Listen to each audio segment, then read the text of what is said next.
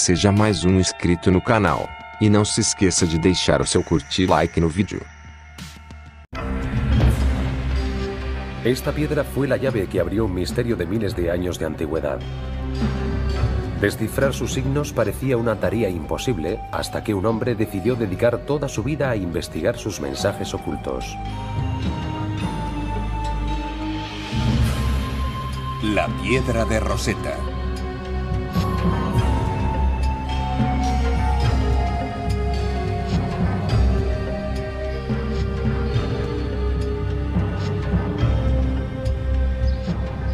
El Museo Británico en Londres está repleto de maravillosos tesoros procedentes del antiguo Egipto. Entre estas reliquias hay momias con más de 3000 años y esculturas colosales en homenaje a los grandes faraones. Pero hay un objeto más valioso. A la entrada de la colección egipcia se encuentra una enorme placa de piedra que podría pasar desapercibida si no fuera por el lugar que ocupa. Su nombre, la Piedra de Rosetta. Uno de los tesoros más importantes de todos los tiempos. ¿Pero qué es este basalto negro? ¿Y cómo pudo esta aparentemente insignificante piedra cambiar para siempre nuestros conocimientos sobre el pasado de la humanidad? Durante 2000 años, la historia del antiguo Egipto estuvo enterrada bajo las arenas del tiempo. Viajeros y eruditos eran testigos de la existencia de este pueblo misterioso del que apenas se sabía nada. ¿Cómo eran estas personas capaces de construir pirámides gigantescas del tamaño de montañas? ¿A qué dioses dedicaron sus enormes templos grandes como ciudades? ¿Y por qué conservaban a sus muertos enterrándolos con tesoros inimaginables?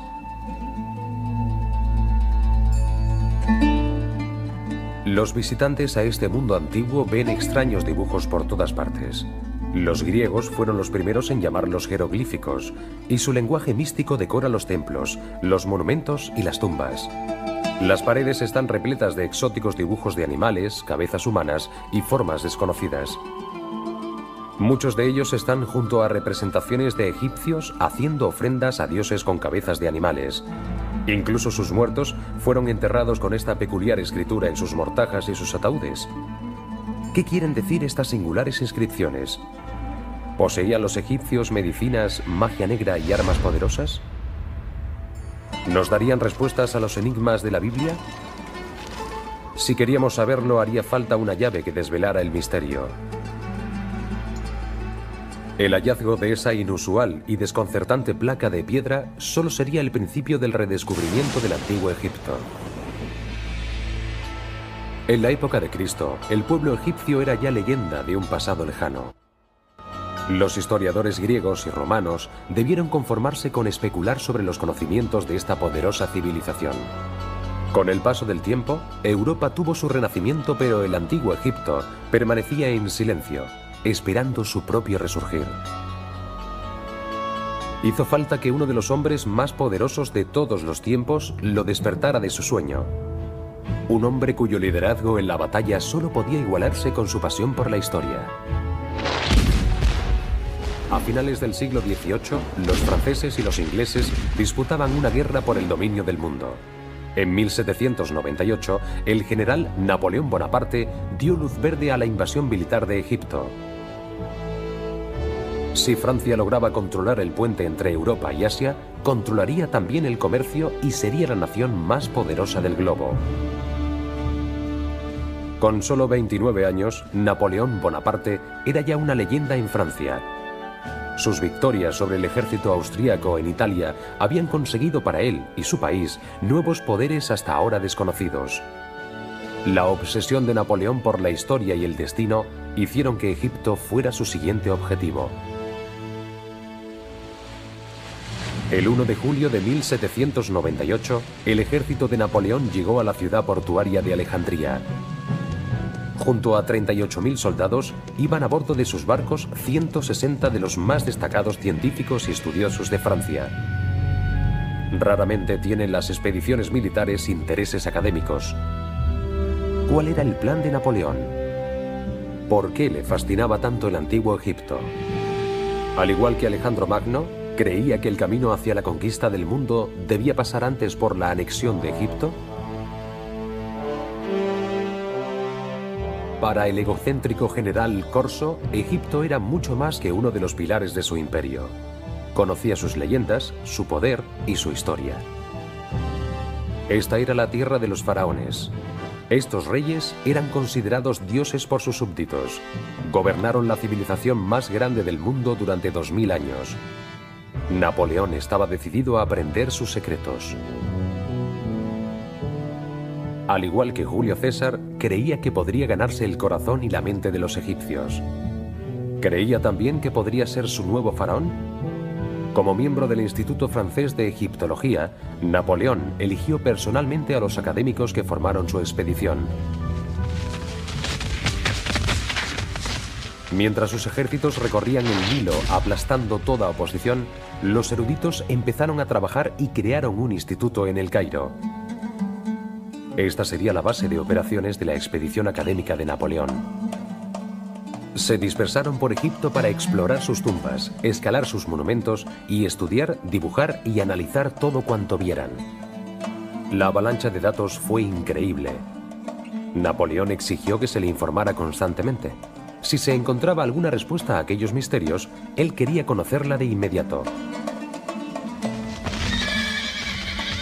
Inglaterra no podía permanecer impasible viendo cómo las tropas napoleónicas se dedicaban a conquistar tanto las tierras como las antigüedades egipcias.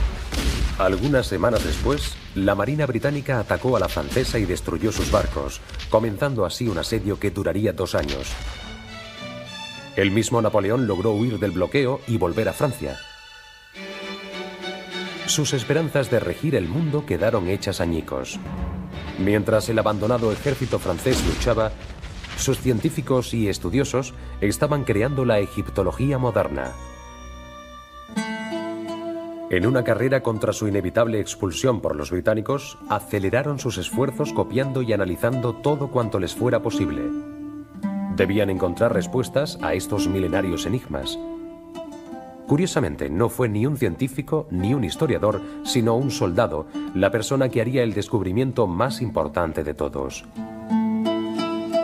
A mediados de julio de 1799, y viendo que el asedio sería largo, los franceses seguían reforzando sus defensas. Situada cerca del Nilo, en el lugar donde desemboca hacia el Mediterráneo, se encuentra la ciudad de Rosetta. Con el fin de reconstruir la antigua fortaleza árabe que allí había, los soldados bajo el mando del teniente Pierre Bouchard comenzaron a reparar los muros. Los árabes solían coger materiales de templos antiguos para construir sus propias edificaciones. Oculta entre estas paredes desde la época de los faraones, había una enorme plancha de piedra. Mientras los soldados derribaban la antigua defensa árabe, la extraña piedra volvió a ver la luz. Inmediatamente se dieron cuenta de que estaban ante algo poco usual y posiblemente valioso. Grabadas en el oscuro basalto había 3 tipos de letras: griego, una escritura común egipcia llamada demótica, y jeroglíficos. La piedra fue una especie de descubrimiento mágico y creo que fue una suerte extraordinaria que la persona que estuviese allí tuviera curiosidad e interés para preguntarse qué podría ser aquello. Quizá pensó que tal vez ayudaría a comprender los jeroglíficos. No habría sido extraño que alguien menos informado hubiera dicho que solo era una piedra vieja y la hubiera usado para construir el fuerte. Mucha gente dice que gracias a Dios fue un oficial francés y no uno británico, porque los franceses tenían más inquietudes intelectuales. Rosetta medía 144 centímetros de alto y 91 centímetros de ancho. Pesaba casi 700 kilos. El general francés Jacques Minut ordenó que fuera enviada al instituto en El Cairo para que tradujeran el griego. ¿Qué diría? ¿Podría utilizarse el griego para traducir los jeroglíficos? El descubrimiento causó sensación. La lengua griega era fácilmente comprensible, así que el texto se tradujo sin problemas. Era un decreto en honor al faraón griego Ptolomeo V, en el primer aniversario de su mandato. En agradecimiento al bien que había hecho por Egipto, se ordenaba colocar placas como esas en todo el país. Se sabe que los griegos habían gobernado Egipto desde el año 300 antes de nuestra era hasta algunas décadas después de Cristo. ¿Cómo pudo sobrevivir esa piedra durante más de 1800 años? ¿Existían otras parecidas? El texto parecía intrascendente hasta que se tradujo la última línea. Este decreto será grabado en la piedra de granito en caracteres sagrados, nativos y griegos. Los tres textos decían lo mismo. La noticia no tardó en extenderse por Europa. La piedra ofrece un gran interés para el estudio de los caracteres jeroglíficos. Tal vez por fin nos dé la clave de ellos. El Cairo, Egipto, 1799. La piedra de Rosetta no estaría mucho tiempo en manos galas. El asedio británico pronto obligaría a los franceses a rendirse. ¿Cómo intentó un general francés ocultar la piedra para evitar que los ingleses se hicieran con ella? Durante las negociaciones, los oficiales militares vencedores exigieron que se les diera la piedra. ¿Creían que los jeroglíficos traducidos revelarían secretos militares? ¿O que era la voz que daría fin al largo silencio del antiguo Egipto?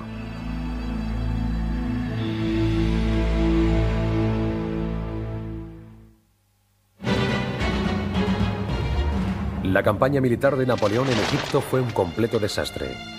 9.000 hombres murieron y la marina francesa quedó diezmada por la británica. Aquellos que sobrevivieron estaban atrapados en Egipto, aislados por el asedio naval inglés a lo largo de la costa mediterránea. Sin embargo, tanto científica como culturalmente, la expedición francesa sería de una gran importancia. Supuso el nacimiento de la arqueología moderna.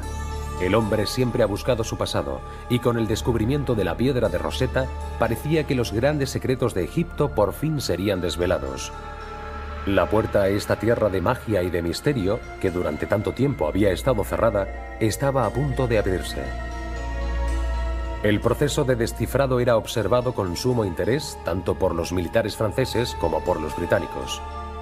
Los oficiales galos en Egipto conocían de primera mano el poder y la gloria de los antiguos egipcios. Las pruebas de ello estaban ante sus ojos. Las pirámides y los templos fueron obra de una avanzada civilización. Si la piedra de Rosetta servía para traducir su idioma, ¿podrían también resucitar su pasada gloria para ser adoptada por Francia? ¿Cuánto tardarían los franceses en descifrar la piedra y, por tanto, leer los jeroglíficos? ¿Podrían desvelar las claves antes de que los ingleses les obligaran a rendirse? Siguiendo órdenes militares, los expertos del instituto se lanzaron a una desesperada carrera por descifrar la piedra.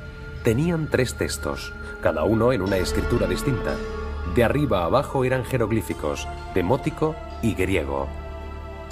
En el texto griego se afirma que la información es la misma que en los otros 2. El griego no ofrecía problema alguno, sin embargo había varios obstáculos para traducir los 2 textos egipcios. El primero y más importante es que nadie había hablado o escrito las 2 lenguas egipcias desde hacía 2000 años. Los franceses no tenían ni idea del significado de aquellos símbolos o palabras.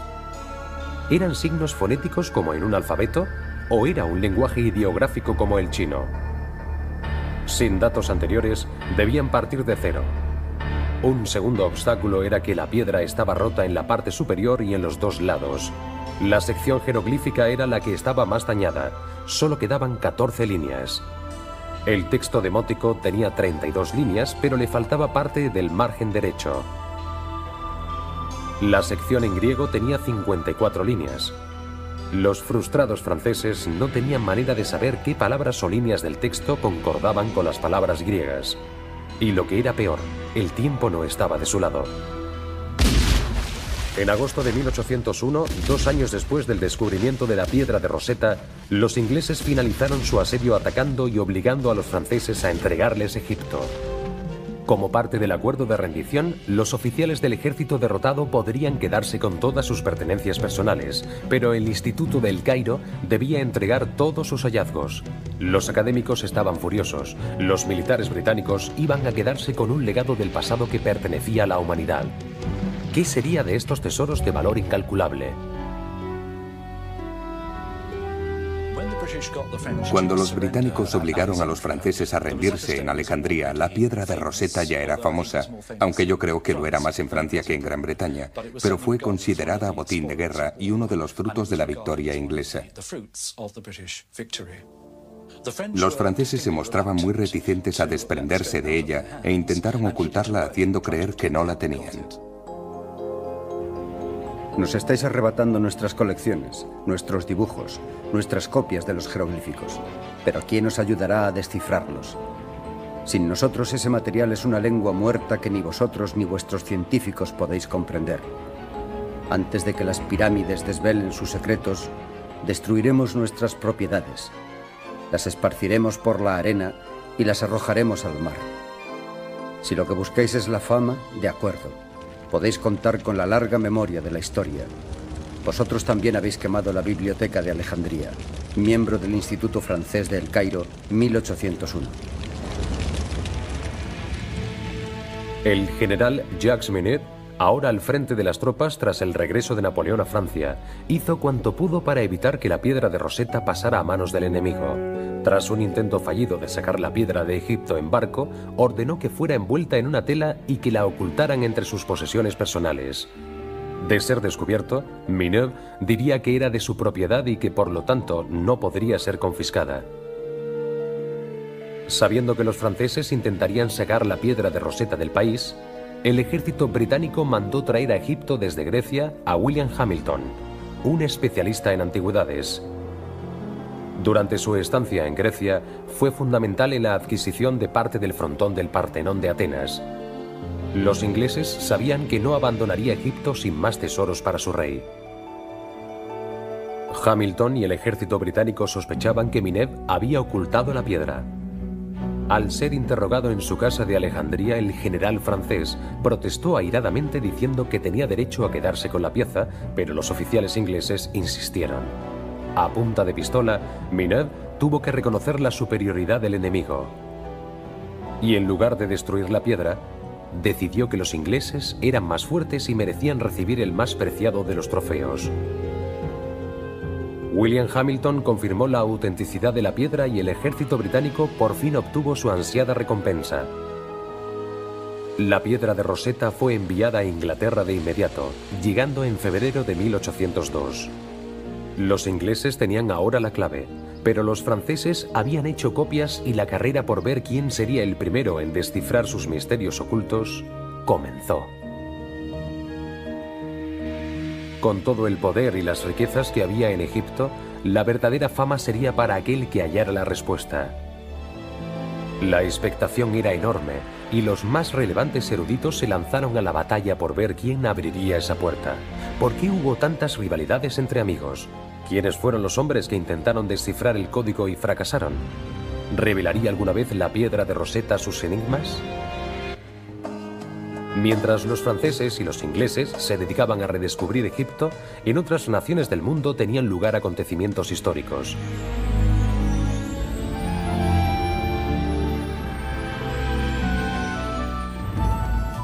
Los Estados Unidos de América duplicaron su tamaño con la compra en 1803 de la Luisiana. Los capitanes Lewis y Clark estaban a punto de iniciar su expedición de 2 años a tierras desconocidas. Thomas Elgin cautivó la imaginación del público al conseguir que varias esculturas del Partenón en Grecia fueran a parar a Inglaterra. Y en China, tras casi 4000 años de gobierno, una dinastía se acercaba a su fin. La dinastía Manchú tenía los días contados. A principios del siglo XIX, las noticias acerca de regiones inexploradas del mundo asombraban al público europeo y estadounidense. No había descubrimiento demasiado increíble, todo parecía posible. Al comenzar a circular rumores sobre las maravillas de Egipto, la curiosidad por todo lo procedente de aquella región era insaciable.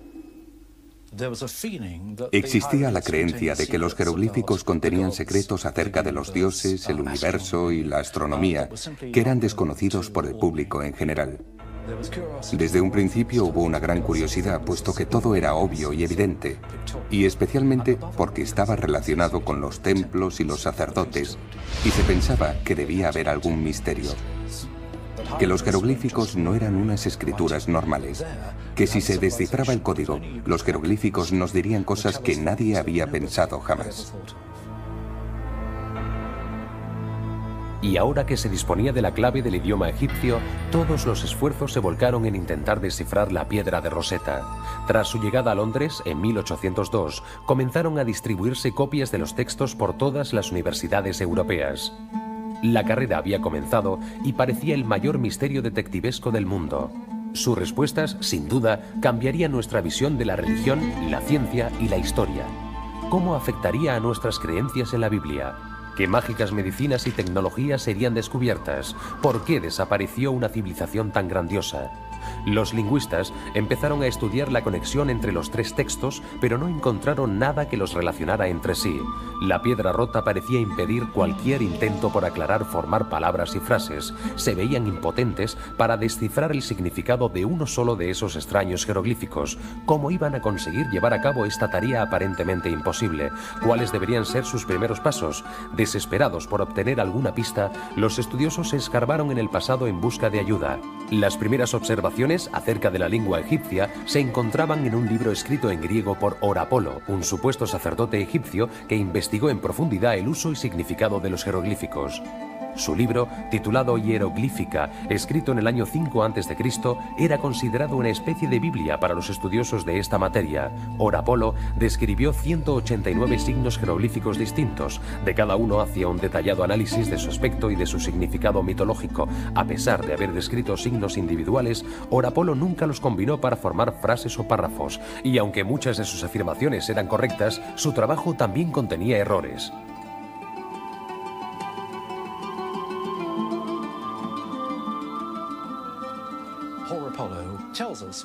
Orapolo nos dejó muchas ideas acertadas, pero algunas de sus explicaciones están equivocadas. Por ejemplo, dijo que en los jeroglíficos egipcios la palabra madre se escribía con un buitre. Y eso es verdad. Pero cuando explica el motivo, dice que en la naturaleza no hay buitres machos, que todos los buitres son hembras. Eso era un gran misterio. Más tarde, cuando la gente empezó a estudiar el mundo natural, vio que había buitres machos y buitres hembras, y Orapolo quedó muy desacreditado. Y las verdades que nos estaba diciendo fueron ignoradas a causa de las razones místicas que la rodeaban. Los eruditos dedicados a descifrar la piedra de Rosetta también se basaron en razonamientos históricos de la Edad Media. Al entrar Europa en el Renacimiento, la influencia religiosa apoyaba la idea de que los jeroglíficos contenían respuestas a los misterios bíblicos. La gente comenzó a interpretar el antiguo Egipto a través de la Biblia. Al ver las pirámides, decían que no eran tumbas para reyes, sino que eran los graneros que José, el de la Biblia, había erigido para recolectar el grano durante los 7 años buenos, en preparación a los 7 años de hambruna que se avecinaban. Por lo tanto, el misterio continuaba, pero todo se resumía en la idea de que reflejaba una historia de la Biblia. Los estudiosos también tuvieron en cuenta la obra de un matemático alemán llamado Athanasius Kircher. A mediados del siglo XVII era la máxima autoridad europea en cuanto a jeroglíficos. Al igual que Orapolo, Kircher describió cada jeroglífico como representación de una idea o de un concepto. A diferencia de Orapolo, Kircher comenzó a combinarlas para formar palabras y frases. Pero Kircher simplemente se inventó las traducciones. Su atractivo estilo literario llegó incluso a hacer creer al Papa que sabía leer la lengua egipcia. Durante más de un siglo y durante la expedición de Napoleón, los estudios del alemán eran considerados como válidos e irrefutables. Los primeros eruditos que intentaron descifrar la piedra de Rosetta se basaban en que los jeroglíficos eran ideogramas, parecidos al sistema de escritura chino. Cada jeroglífico representaba una palabra o una idea. Hasta que se desecharon esas antiguas teorías, la piedra de Rosetta no empezó a desvelar sus secretos. En 1802, el francés Sylvester de Saussure y el sueco Johan Åkerblad fueron los primeros en descartar estas ideas del pasado y enfocar el problema desde otro ángulo. Observaron los jeroglíficos egipcios y dijeron que otras civilizaciones habían escrito de una manera normal y que no entendían por qué los egipcios tendrían que ser distintos. Estudiaron también otros documentos procedentes de Egipto, no solamente los templos, los obeliscos y los jeroglíficos, sino cosas escritas sobre papiros, documentos en papel. Y vieron que los egipcios podrían tener un sistema de escritura normal para escribir cartas normales y corrientes. Pensaron que tal vez su sistema de escritura fuera también racional. Disosi y Åkerblad partieron de la premisa de que el demótico utilizaba un sistema de escritura occidental. Cogieron un nombre de palabras griegas que se repetían como él o suyo y la palabra griega. Luego buscaron en el texto demótico esas palabras repetidas más o menos en el mismo sitio. Observaron que donde estas palabras aparecían en el texto griego, se encontraban también en un lugar similar en el demótico.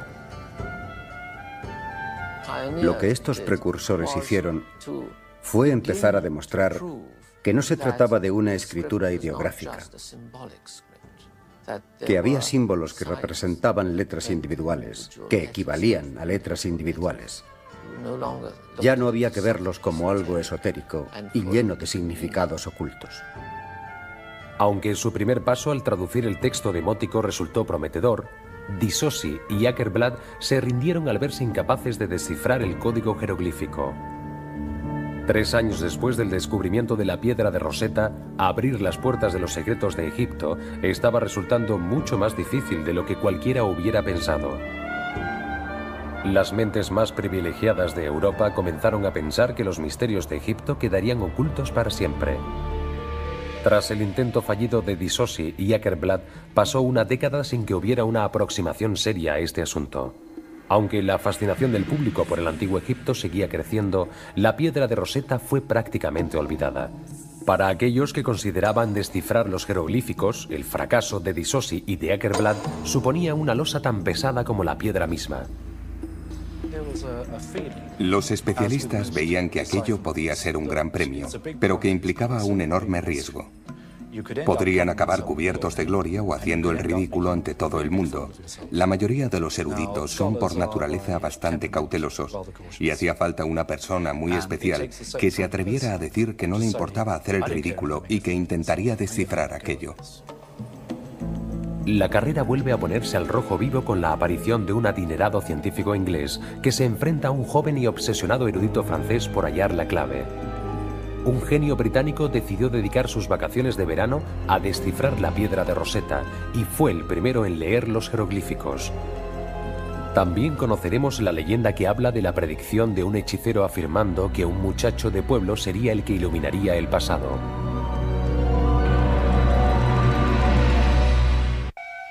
Aunque continuamente se iban descubriendo tumbas y templos repletos de jeroglíficos, nadie era capaz de leer los antiguos secretos de Egipto.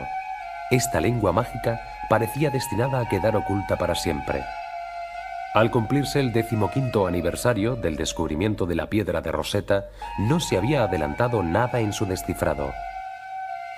Y aunque los intentos fallidos por deshacer su enigma no animaban a continuar con su estudio, 2 hombres decidieron aceptar el reto y ambos afirmarían haber sido los primeros en dar con la clave.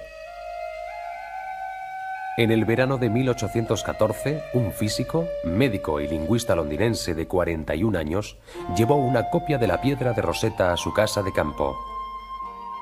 Había decidido dedicar sus vacaciones estivales a resolver este acertijo. Esta vez, la piedra de Rosetta comenzaría a hablar.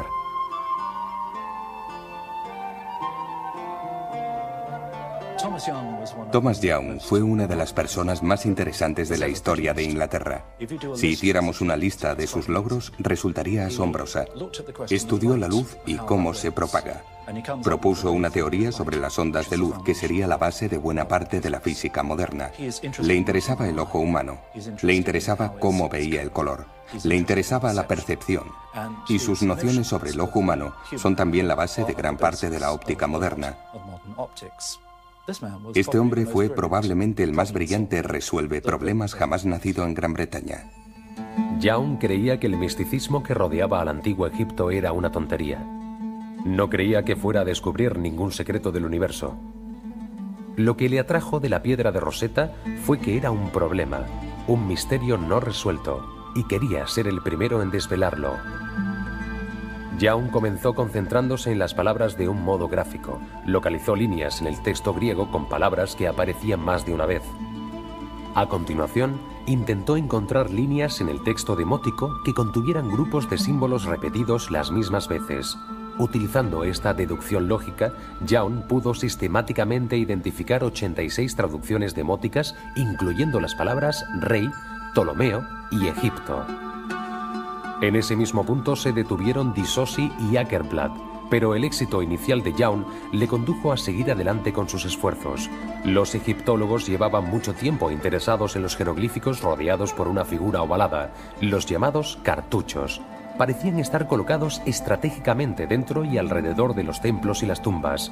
Algunos egiptólogos habían comenzado a especular con el contenido de los cartuchos, si contenían nombres de algún faraón o algún miembro de la familia real. Young se basó en esta idea para trabajar sobre la teoría de que los cartuchos de la piedra de Rosetta contenían el nombre Ptolomeo. La placa era en su honor, así que su nombre debería estar en los cartuchos de la sección de los jeroglíficos. Young pensó que puesto que Ptolomeo era un nombre griego, los egipcios debieron haberlo escrito fonéticamente. Si los jeroglíficos fuesen ideogramas, no tendrían símbolos para los nombres y las palabras extranjeras. Cada 4 años después de empezar, Young relacionó correctamente las letras griegas del nombre Ptolomeo con los jeroglíficos de uno de los cartuchos. En 1818 fue el primero en conseguir que la piedra hablara. La sección jeroglífica había dicho su primera palabra, Ptolomeo. Mientras su descubrimiento comenzaba a llamar la atención del público, al otro lado del Canal de la Mancha, en Francia, otro hombre estaba obsesionado con descifrar la piedra de Rosetta. Alguien al que Young en principio alentó, pero al que al final lamentaría haber ayudado. La obra de Thomas Young era muy conocida, no solo en Inglaterra, sino también en otros países. Había enviado copias de su trabajo a varios eruditos de todo el continente y, por supuesto, también a París. Estas copias fueron a su vez enviadas a Sylvester Disosi. Un día, Disosi mostró un ejemplar de la obra de Young a un joven francés llamado Jean-François Champollion. El destino de Jean-François Champollion parecía estar ligado a la piedra de Rosetta desde su nacimiento. Según una leyenda francesa, y algunos meses antes del nacimiento de Jean-François, la madre de Champollion recibió la visita de un hechicero. Mirando a los ojos de la mujer, el hechicero predijo que su hijo aún no nacido sería el que arrojaría luz sobre los siglos pasados.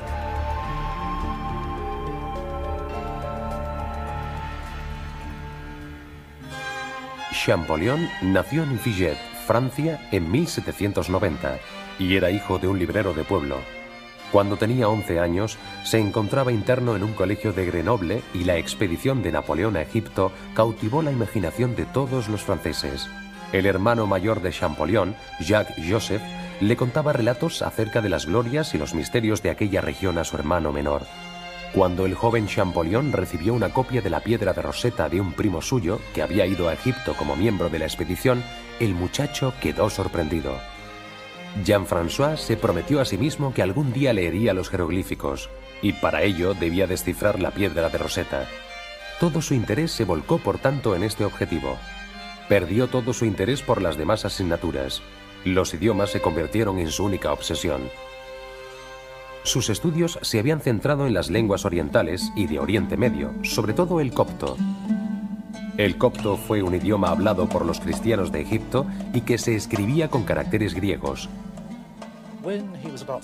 Cuando tenía 14 años, Champollion trabajaba demasiado en los jeroglíficos egipcios, dejando de lado sus otros estudios. Y fue entonces cuando tuvo lo que hoy llamaríamos una crisis nerviosa.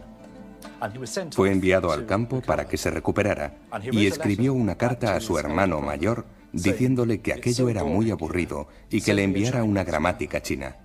Así de obsesiva era la personalidad de Champollion.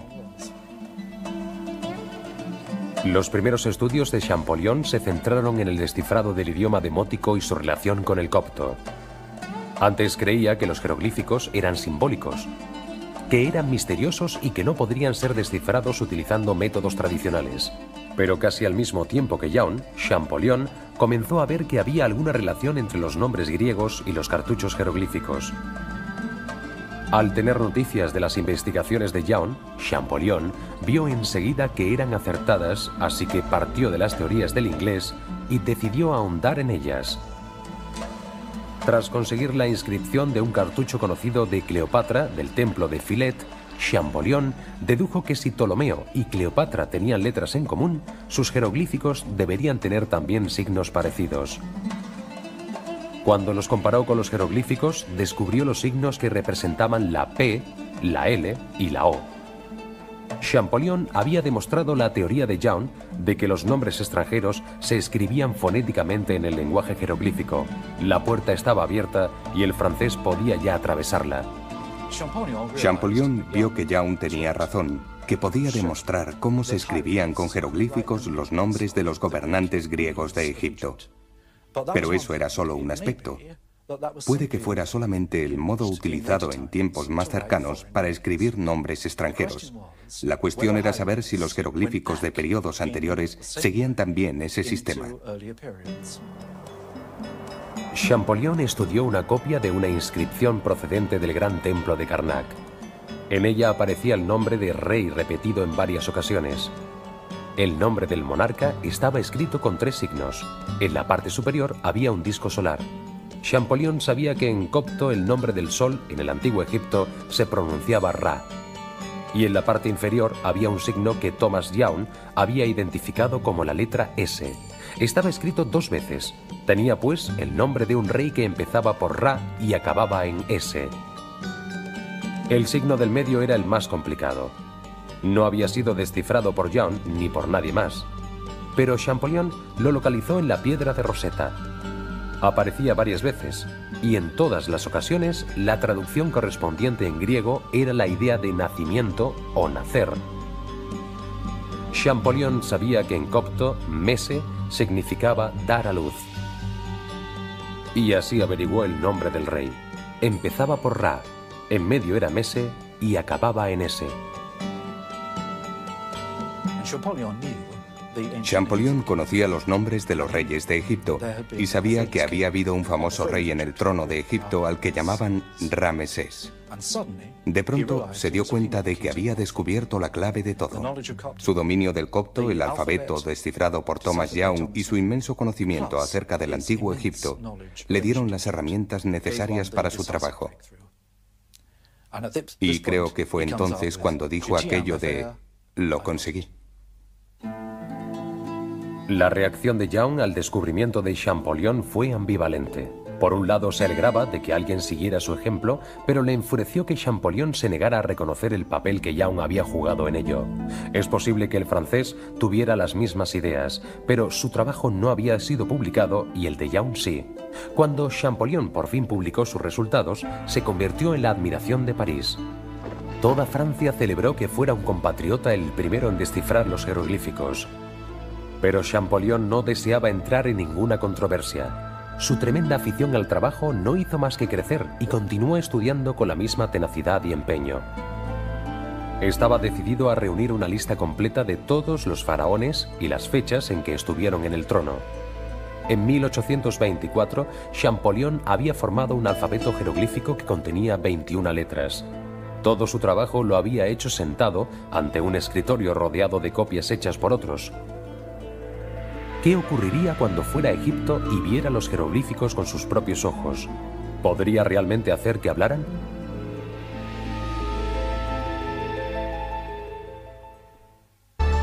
La puerta hacia el pasado de Egipto comenzaba a abrirse. La piedra de Rosetta había demostrado por fin que era la clave para la interpretación de los jeroglíficos. ¿Pero qué decían?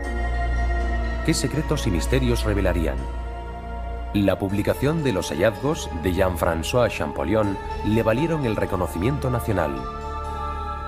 Anteriormente, la Academia Francesa le había considerado un loco obsesivo, dedicado en vano a llegar a ninguna parte. Pero ahora, de pronto, era un héroe. El gobierno galo pidió a Champollion que asesorara la compra de la magnífica colección del egiptólogo inglés Henry Sause. Tras su incorporación al Museo del Louvre en 1827, Champollion fue nombrado primer conservador de la sección de antigüedades egipcias. Sin embargo, tenía ambiciones más grandes que dedicarse a hacer inventarios en un museo. Quería viajar a Egipto. En 1828, y con la ayuda del Museo de Turín, Champollion organizó una expedición para recorrer el río Nilo. Sería la mayor aventura científica en Egipto desde la de Napoleón. Fue su primer contacto. Un contacto absolutamente impactante con los monumentos de Egipto. Y naturalmente los recorrió como si hubiera enloquecido. Identificó numerosos cartuchos, ya que en ese momento estaba obsesionado con intentar establecer las fechas de los monumentos y el orden de los reinados, puesto que entonces no se tenía un conocimiento tan exhaustivo de la historia de Egipto y debían basarse en lo que aportaban los monumentos. El viaje de Champollion demostró sin ningún género de dudas que sus métodos eran acertados. Podía leer el antiguo idioma egipcio descrito en las paredes. Sus esfuerzos realizados para traducir los jeroglíficos supusieron el nacimiento de la egiptología moderna. Egipto dejó de ser una tierra de silencio. Ahora nos estaba hablando desde su pasado. Los nombres de faraones como Ramsés y Tutmosis eran hasta entonces legendarios, pero por fin podrían identificarse sus rostros. Sabemos cuándo gobernaron y en qué templos oraron. Al volver a París, Champollion continuó su trabajo. Tenían ya suficiente material para escribir una historia definitiva de Egipto. Desgraciadamente, no pudo culminar su obra. El 4 de marzo de 1832, Jean-François Champollion murió. Champollion nunca tuvo ninguna duda acerca de su habilidad ni de sus logros. Y aunque murió con solo 42 años, al final de su vida se reconoció todo cuanto había hecho. Y Francia creó con gran acierto una cátedra de egiptología para él, la primera del mundo. Así que murió sabiendo que sus esfuerzos no habían pasado desapercibidos. Buena parte de la obra de Champollion quedó inconclusa al morir, pero su hermano la reunió y la publicó en homenaje al genio de la familia. Champollion fue el primero en centrarse en la historia de los faraones egipcios y los demás emplearon su legado para estudiar lenguas demóticas y jeroglíficas. La cantidad de material escrito en las paredes y papiros era tremenda. Con el paso de los años, la historia social, política y económica del antiguo Egipto comenzó a ser comprendida. Pero lo que más sorprendió fueron los escritos personales. Hemos aprendido que al ver a los antiguos egipcios, nos vemos reflejados a nosotros mismos. Poco a poco comenzamos a ver que los egipcios eran como todos nosotros. Escribían cartas al director de su banco, escribían cartas a los recaudadores de impuestos, se escribían cartas entre sí tratando aspectos normales de su vida cotidiana. Tuvieron una literatura no muy diferente a la nuestra.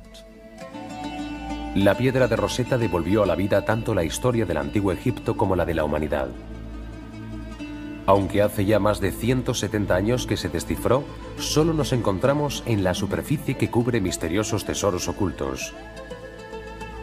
A pesar de los espectaculares tesoros hallados en la tumba de Tutankamón en 1922 y de la impresionante tumba de los hijos de Ramsés el Grande, descubierta en 1995, el antiguo Egipto aún nos deparará nuevas y asombrosas sorpresas.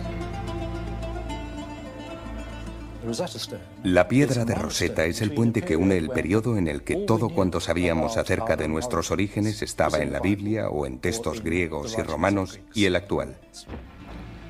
Después de la piedra de Rosetta, podemos ver cómo la historia de la antigüedad habla por sí sola. Nos está diciendo de dónde venimos, de dónde proceden nuestras ideas, cuáles son nuestras raíces. La piedra de Rosetta es el instrumento que nos ha ayudado a ver cara a cara nuestra propia identidad. Hoy, y gracias a los extraordinarios esfuerzos de hombres como Napoleón Bonaparte, Thomas Young y Jean-François Champollion, el enigma de la piedra de Rosetta ha quedado desvelado. Con ella, el idioma y los misterios. Esta piedra fue la llave que abrió un misterio de miles de años de antigüedad.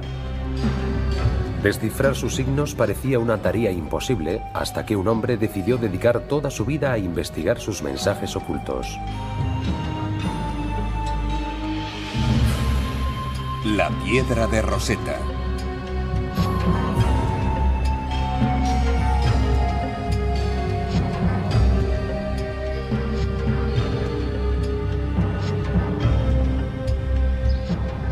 El Museo Británico en Londres está repleto de maravillosos tesoros procedentes del antiguo Egipto. Entre estas reliquias hay momias con más de 3000 años y esculturas colosales en homenaje a los grandes faraones. Pero hay un objeto más valioso. A la entrada de la colección egipcia se encuentra una enorme placa de piedra que podría pasar desapercibida si no fuera por el lugar que ocupa. Su nombre, la Piedra de Rosetta, uno de los tesoros más importantes de todos los tiempos. ¿Pero qué es este basalto negro? ¿Y cómo pudo esta aparentemente insignificante piedra cambiar para siempre nuestros conocimientos sobre el pasado de la humanidad?